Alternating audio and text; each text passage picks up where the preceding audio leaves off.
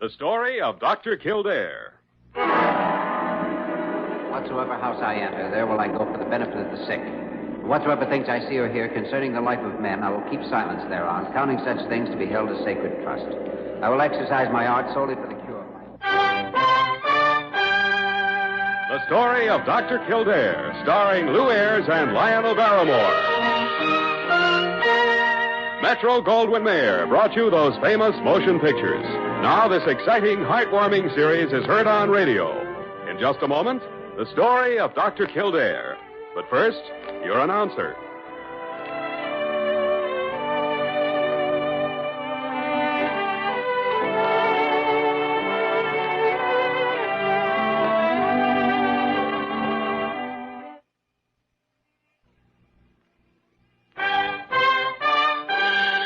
Now, the story of Dr. Kildare, starring Ayres as Dr. Kildare and Lionel Barrymore as Dr. Gillespie.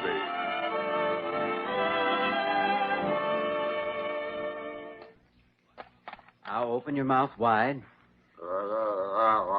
Wider, Dr. Gillespie. A little bit wider. Confounded, Jimmy. What do you think I am, an alligator? No, I just think you're a human being who needs a regular checkup just like any other human being. Checkup? Why, I never felt better in my life. I told you he'd act just like a baby, Dr. Kildare. Oh, is that so? Yes, that's so. How do you expect me to act with him poking me and you standing there like a vulture? Well, if your health is as good as it seems to be, there's no harm in having it verified. Draw the blinds, will you, Parker, Oh, please? sure. Well, now what are you going to do? Just have a look at your eyes. Turn out the overhead lights, Parker. And just you keep looking straight ahead of you. I know where to look. I was doing this before you were born. You were doing it before Abraham Lincoln was born. Well, you ought to know, Parker. You were there. Oh, why? Please, Dr. Gillespie, just be still for a moment. Now, roll your eyes to the left. Stay that way. Well, Jimmy, what is it? Just eye strain, probably, but... All right, Parker. Lights on. Open the blinds again. Oh, now, don't be mysterious, Jimmy.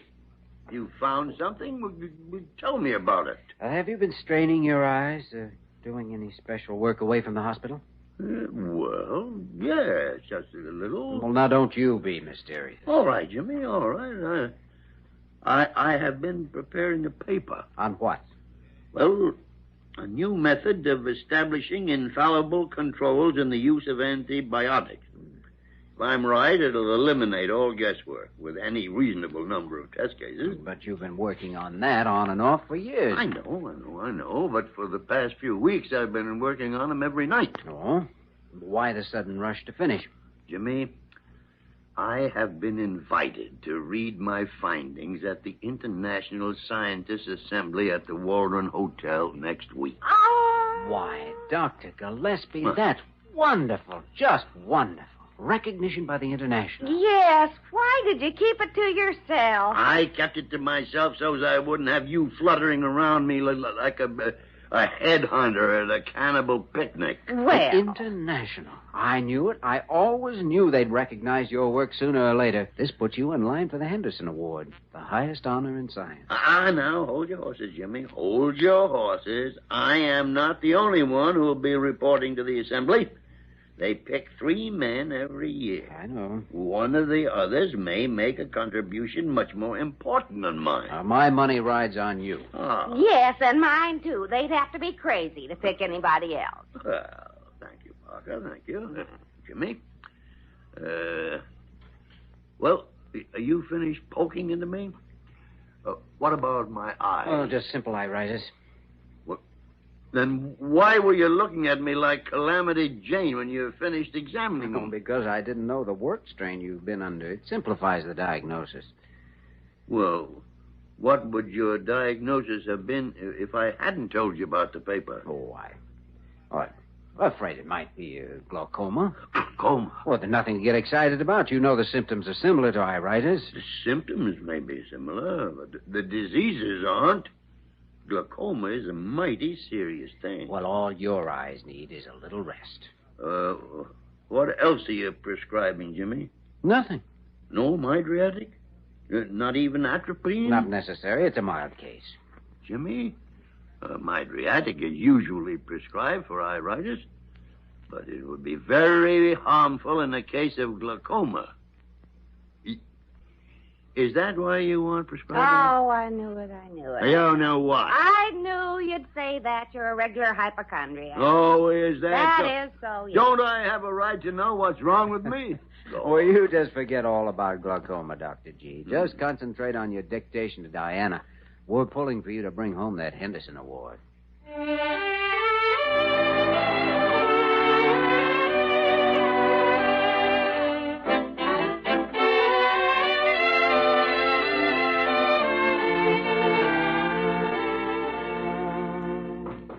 Come in. Are you alone, Dr. Kildare? Yes, Parker? What's on your mind? Oh, Parker, is something wrong? Well, Dr. Kildare, it's that horrible suit. Huh? No, not your suit. His, Dr. Gillespie's. Oh, well, what about it? Well, of course, you being a man, you'd never notice it. But he's been wearing that same suit for the past 10 years, day in and day out. Well, I admit he isn't exactly a fashion plate, but that's not a serious ailment. Well, he'll never win the Henderson Award in that suit, mark my word. Oh. Now, you've got to make him buy a new one, and that's all there is to it. I'm afraid there's much more to it. Getting Dr. Gillespie to go shopping is something like getting him to walk barefoot over hot coals. He'll fight every inch of the way. Besides, the award will depend on his paper, not the crease in his pants. Well, just the same, he looks like an unmade bed. And you know what they say? Clothes make the man. Yeah. Well, if we're going to get him into a new suit, he'll have to think it's his own idea. Oh, how are you going to do that? Maybe I have a plan. What is it? Psychological approach, with the help of my new patient in room 412. That French girl, that Susan DeChamps? Why not, Parker? She's a female atom bomb. That's why not. Well, remember, Parker, if we're going to get Dr. Gillespie into new duds, we only have 5 days. Drastic measures are prescribed, and psychologically, Suzanne Deschamps is the prescription. Prescription? Well, you better put poison on the bottle. No, Parker. 50 million Frenchmen can't be wrong. You just ask Dr. Gillespie to join me in room 412. S'il vous plaît? All right. But more work and less s'il vous plaît would be a lot safer. So,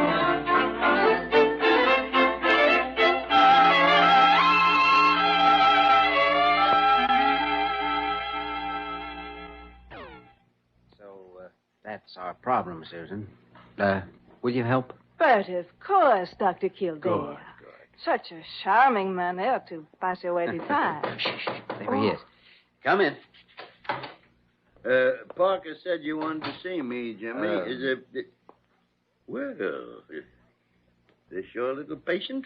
Suzanne Deschamps, Dr. Gillespie. Oh, such a great pleasure, Dr. Gillespie. Oh, pleasure is all mine. Yes, indeed. But what's wrong with this little lady, Jimmy? Oh, just a simple sprain of the knee. Nothing really. Is it hurt here? Do you think a sprain could have serious complications? Oh, a sprain might have mighty serious complications. Oh, doctor. Don't worry now, young lady. We'll take care of that. You know, I'm really pressed with other patients, Dr. Gillespie. I thought I'd turn Susan's case over to somebody else on the staff. Now, would you suggest anyone? Well, somebody competent, of course. Yes, that's what I... If you're really busy, I know that. Excuse my asking it. I might take it over for you. Oh, I'm so glad you said that, because there's a serious problem here that really needs clearing up. Oh, Suzanne is grateful to be left in the care of Well, such a distinguished man. All right, Jimmy, you run along. Yes, Run along, sir. boy. Yeah. Miss Susan will be perfectly safe in my hands. I'm sure everything will work out just fine. Goodbye. Goodbye. Goodbye. Dr. Kildare. Well, Parker, what are you doing on this floor? Oh, have you left him alone there with her? Yes, and the plan is working like a charm. She'll make him conscious of that old suit in no time.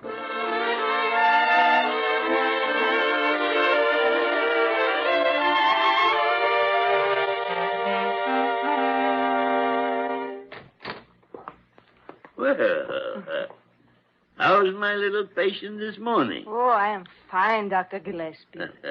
I better have a look at you, just to make sure. Oh, no. Let me look at you. Stand there, just as you are. Oh, such a man.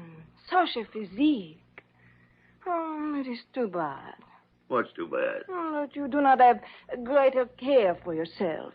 To look so fine in some ways and so poorly in others. Poorly? Who looks poorly?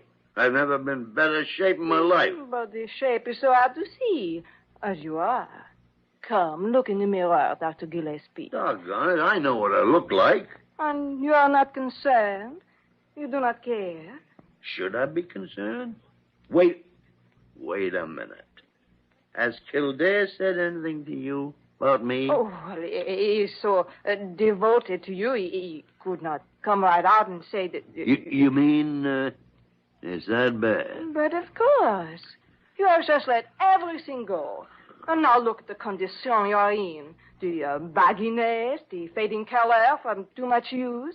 Can you not see? See? So that's it. And Kildare wouldn't come right out and tell me. I knew he was pussyfooting around. I knew it. But he said you would be very difficult if he told you. Difficult? Yeah, I'm a doctor myself. Why didn't he tell me I was suffering from glaucoma? Glaucoma? That's the American word for looking as you do? Well, what did you think it was? Iritis? I'm afraid Suzanne is confused. Well, I'm not. Not anymore.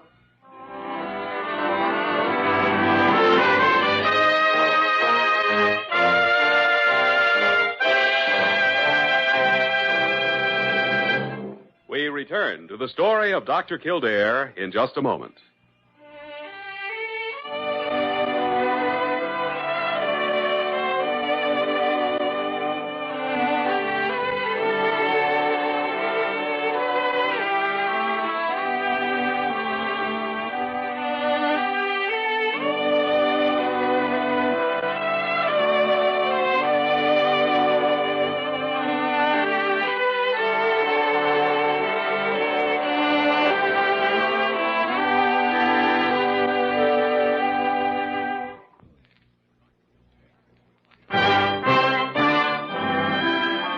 Continue with the story of Dr. Kildare, starring Lou Ayres as Dr. Kildare and Lionel Barrymore as Dr. Gillespie.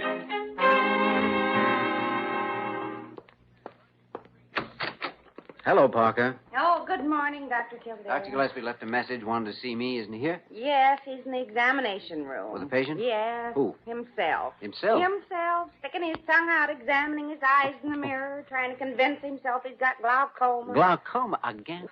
I'd better straighten him out before he... Oh, good morning, Dr. Gillespie. Good morning, Jimmy. Well, you're looking bright and chipper this morning. Yes, isn't he? He brightens up my whole day. Why don't you go and march yourself out of here? Well, I guess a girl has to be French to get treated decently around here. Girl. Girl? You haven't been a girl since Betsy Ross took up sewing. Oh! Old witch. Say, Jimmy, why didn't you tell me I have glaucoma? Well, because you haven't. Don't tell me. I know what's been going on around here. Even Susan commented about the bagginess around my eyes and the fading color. So that's it. Well, what's funny about that, Jimmy? I'll bet she wasn't talking about your eyes. She was talking about your suit. My suit? Of course. Bagginess of the trousers, the fading color from constant wear. Constant wear? How much is it worn? I only bought it, it was, 10 years ago? Doggone it, Jimmy, it's a good suit. There's another 10 years wearing it. Feel this weave. Oh, sure, it's a fine suit. Why, who'd ever notice this mark here by the lapel? Oh, it only got scorched a little once when that Bunsen burner in the lab flared up unexpectedly. I know. And this hole here near the jacket pocket, why, you can barely see it. Oh, just a little. Some acid I spilled there a few months ago. It can be rewoven someday. Of course it can. Susan ought to know that. Susan? What's she got to do with it? You know how women are. She's probably been trying to get you to buy a new suit. What would I do with it? Wear it over this one? Now, don't be angry with her. Susan's spoiled, that's all. She's used to the continental gentleman. Continental gentleman, huh? After all, I suppose it should be considered flattering. Well, what's flattering about having a good suit criticized? A woman doesn't generally make comments about a gentleman's dress unless she's interested. Well... Of course, I know you wouldn't let that influence you. Of course I wouldn't. Good. Neither would I.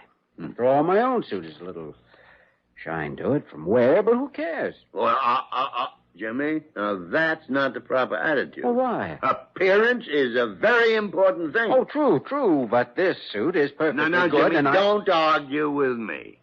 You need a new suit. I guess I should set the example for you at that. I'll go shopping with you and buy a new one myself. Well, if you really think we should, but Jimmy, I know what's best for you. Always have. Come on.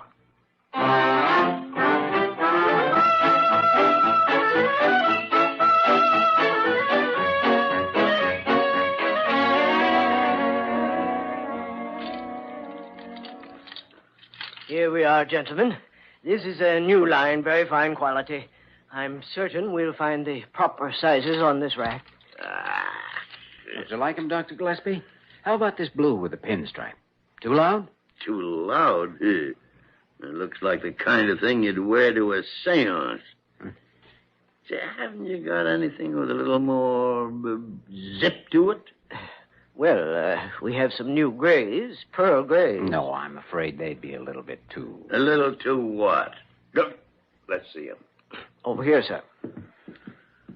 Here they are, with the powder blues and the canary yellows. They aren't very, conservative, Dr. G. Jimmy, don't be an old man before your time. What are those suits over there? Past that partition.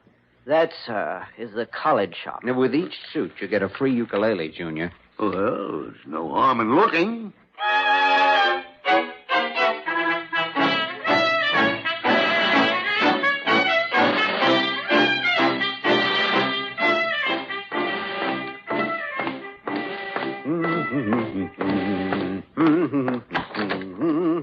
Oh, hello, Parker. Where's Dr. Gillespie? Where would he be, Doctor? Well, don't fret, Parker. Susan leaves the hospital today, and victory is ours. See this box? Yes, what's in it? Dr. Gillespie's new duds, the raiment he will don for the meeting of the International Assembly when he wins the Henderson Award tomorrow night. Oh. I picked them up this morning when the alterations were completed. Look. He bought those? He did, Parker, of his own free will. Then you take it from me, Dr. Kildare, that Susan DeChamps isn't leaving this hospital one day too soon. Parker, fortunately for our plan, Dr. Gillespie has never asked Susan how she injured her knee. When and if he ever finds out, we'd better go and hide.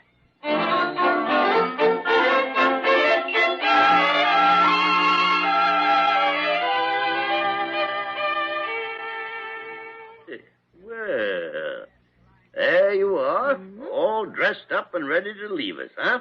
My knee. It looks as good as new, no? Yeah, sure. It looks fine. And I owe it all to you, Doctor.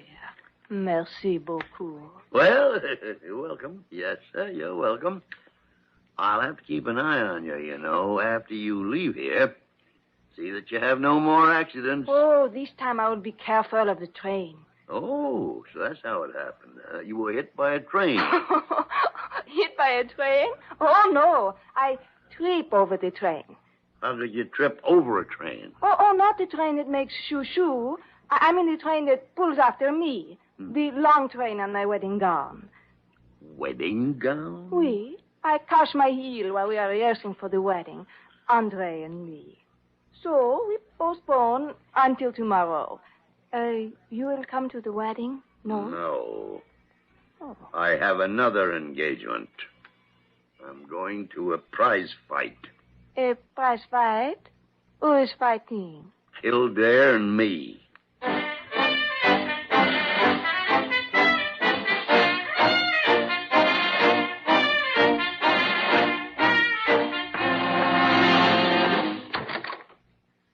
Jimmy?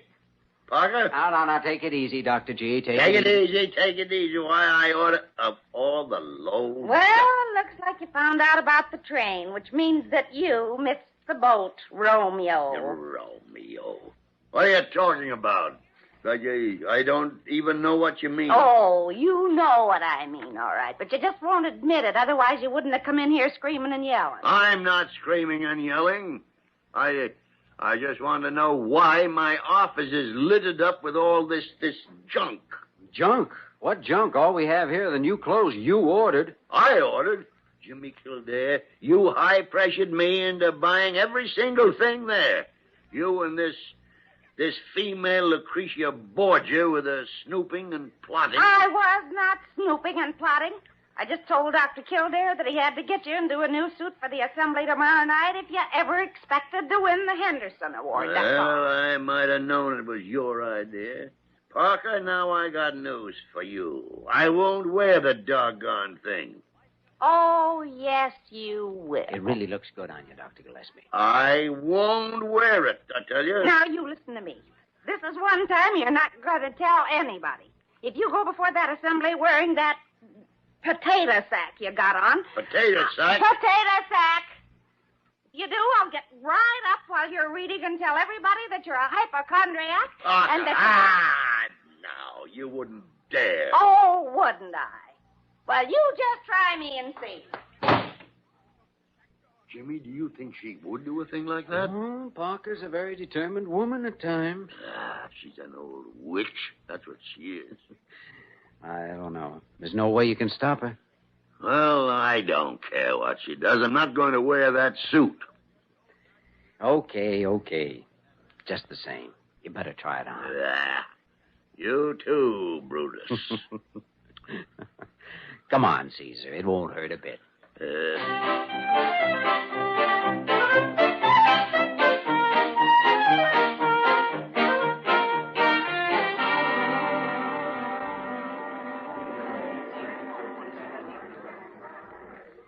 Dr. Gillespie? Dr. Gillespie? Jimmy. Oh. Parker, was I? Oh, you were fine. It was a wonderful paper. And you looked good, too. I feel like a stuffed monkey. Hey, the award committee's coming back to the platform. You'll be selected, I'm sure. Nah, Jimmy. No, I won't. There's the winner, that little man over there. Dr. Blanker from the Copenhagen Institute of Denmark. A great scientist, Jimmy. You heard his paper. Yeah. His classification of viruses is invaluable to mankind. Quiet, please. The award announcement. It is my privilege to announce the winner of the Henderson Award for this year. Dr. Gunnar Blanker of Copenhagen. Oh. Good. Oh. The only choice they could have made. I'm sorry, Dr. Gillespie. Sorry? Stop being sorry and beat your hands together. There's a great man going up on that platform, Jimmy. Excuse me, I've got to congratulate him. Oh, he didn't win.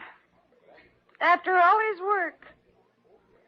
Oh, what can he do now? Start over again, Parker. Start on something new that may win the award next year, or the year after, or the year after that. Dr. Gillespie may lose, but he'll never quit.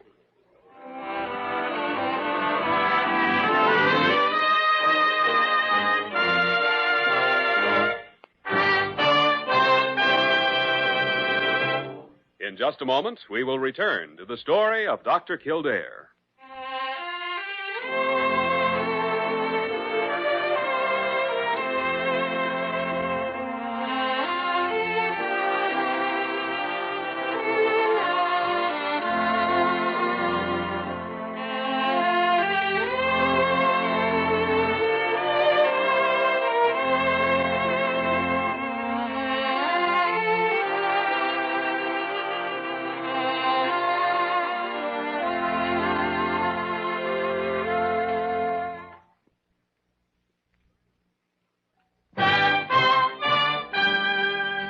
Once again, the story of Dr. Kildare, starring Lou Ayres as Dr. Kildare and Lionel Barrymore as Dr. Gillespie.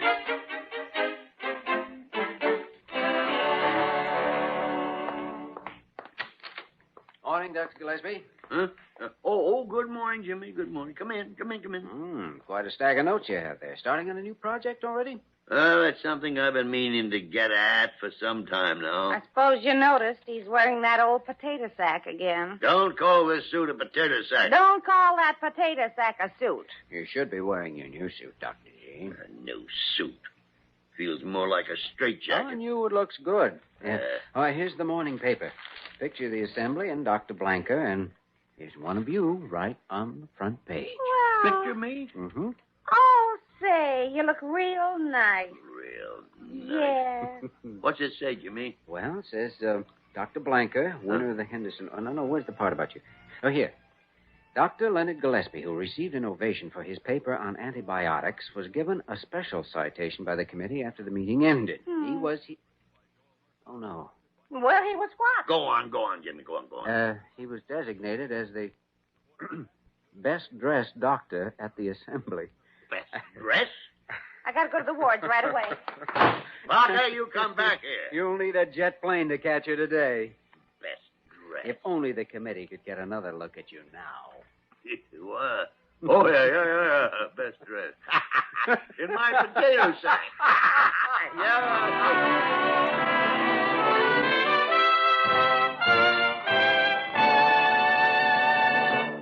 You have just heard the story of Dr. Kildare, starring Lou Ayres and Lionel Barrymore. This program was written by Joel Murcott and directed by Joe Bigelow.